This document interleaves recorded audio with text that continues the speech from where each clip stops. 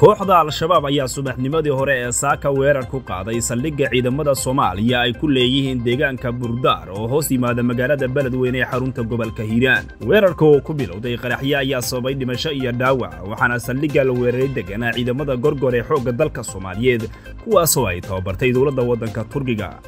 afhayeenka wasaaradda difaaca Soomaaliya General Cabdullaahi Cali Caanood oo la hadlay wakaaladda wararka Soomaaliyeed ee Sona ayaa sheegay in ciidanka oo helay xogta qorshaha al-shabaab ay ka hortageen weerarkaasi ayna dileen 12 ka mid ah khawaarijta al-shabaab waa sida uu hadalka u dhigay.